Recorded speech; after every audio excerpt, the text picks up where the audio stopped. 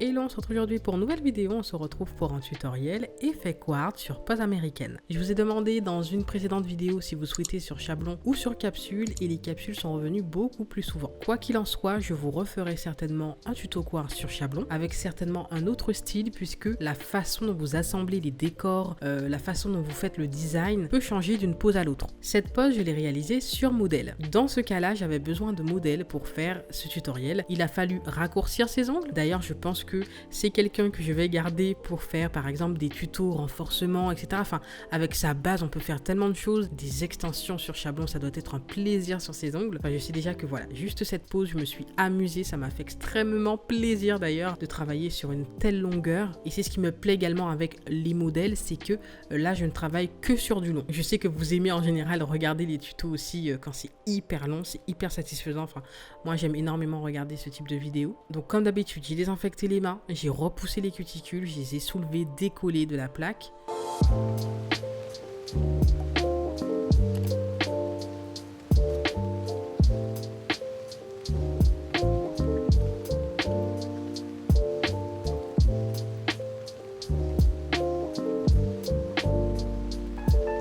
J'ai retiré les peaux mortes.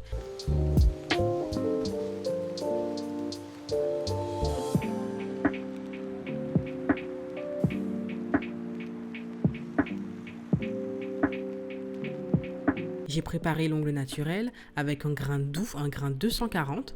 J'ai limé partout afin de retirer le gras de l'ongle. Attention, si vous utilisez la ponceuse comme moi, n'appuyez pas sur l'ongle. Vous effleurez l'ongle avec l'embout. Il faut juste limer en surface, retirer la brillance.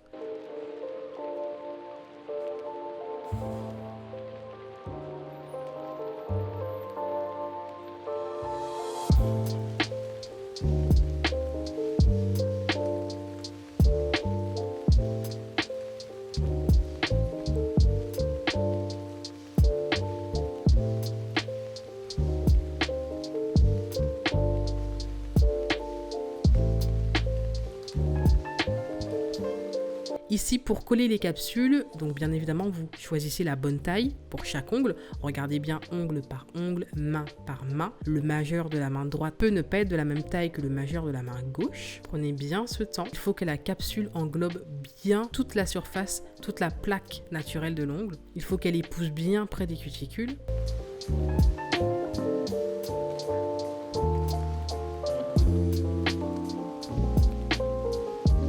Vous appliquez ensuite Night Prep Primer, donc le Night Prep sert à déshydrater davantage. Le primer, lui, permet de faire la pose adhérer beaucoup mieux. Je ne m'en passe plus. Je prélève de la Reaper Base, donc là j'utilise la Reaper Base de Nails Company qui est un indispensable. Je vous prévois une vidéo sur la pose américaine pour vous expliquer les différentes façons de poser la capsule, mais en ce moment je suis vraiment, enfin depuis que j'ai connu cette technique, je l'expérimente de fond en comble.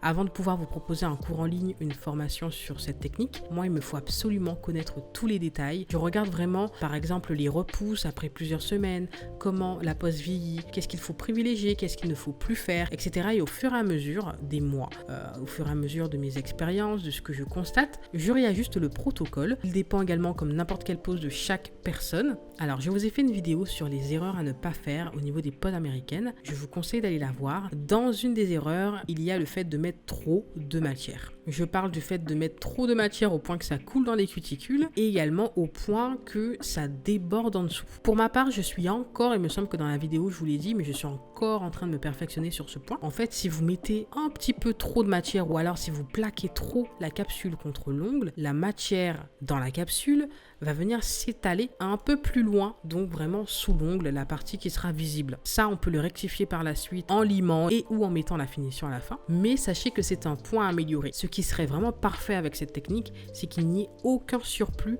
en dessous. Une fois que c'est collé, je viens polir le tout. J'enlève la brillance des capsules afin que le design que je vais venir faire adhère correctement. Une fois que les capsules sont préparées, je passe au design, donc je vais faire mon effet marbré. C'est à peu près la même technique qu'un marbré noir qu'on ferait sur une pose blanche blanche, vous voyez. Ça ne change pas grand-chose, sauf que l'ordre change et forcément les couleurs.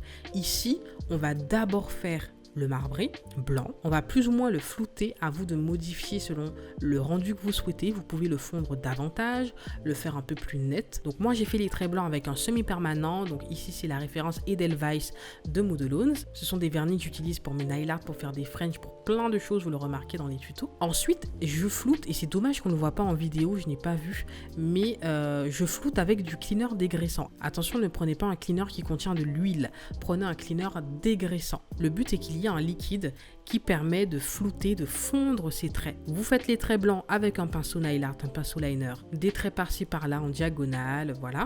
Et ensuite vous venez flouter. Alors moi j'utilise un pinceau gel, je viens flouter en prélevant du cleaner et hop, chaque trait, je viens donner l'allure que je souhaite.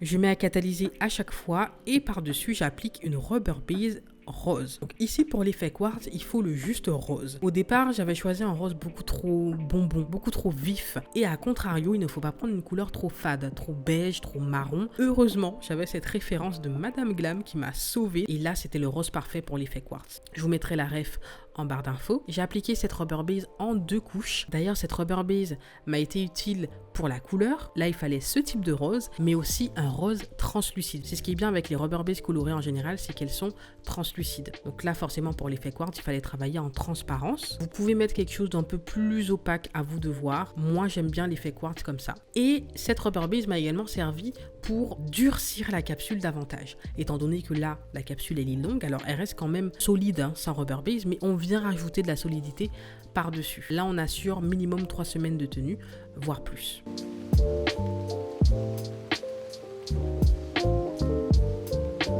Et ensuite, pour diversifier le nail art, je vais appliquer sur certains doigts un top coat mat, donc de Modelones, pareil, la gamme en bois. Ce top coat mat là, il me semble que depuis 2019, je vous en vante les mérites. C'est l'un de mes meilleurs top coats.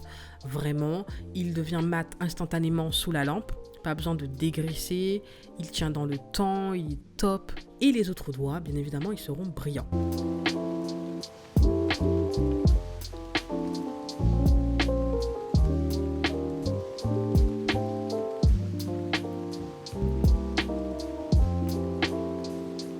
Sur certains doigts, je vais appliquer de la rubber base, donc la méga base de Victoria Vin, que je suis venu utiliser comme colle pour mes feuilles d'or. J'aurais très bien pu utiliser la Rubber Base de NES Company, hein, mais bon, j'ai pris une Rubber Base que j'utilise en général pour les décos comme ça. J'applique une fine couche sur les zones où je vais venir coller les feuilles. Et une fois que c'est fait, sans catalyser, je vais appliquer les feuilles par-dessus. Avec ma petite pince, je viens prélever et ensuite je les répartis sur l'ongle comme je le souhaite. Les feuilles d'or, ce qui est bien, c'est qu'on peut les utiliser et les disposer de différentes façons. Soit vous prenez une feuille et vous la plaquez en une fois sur l'ongle, ou soit vous la prenez et vous l'émiettez et ça fait un rendu complètement différent. Donc à vous de voir. Ici, je les ai rendus en miettes, pas trop non plus, mais voilà, histoire de bien les répartir, de bien disposer sur les zones souhaitées. J'ai ensuite mis à catalyser et j'ai appliqué la finition brillante par-dessus. Pour les doigts mat, puisque vous avez vu, j'ai appliqué des feuilles d'or sur les doigts mat, je viens mettre la finition brillante uniquement sur la zone des feuilles d'or. Et sur les autres doigts, j'applique la finition brillante partout.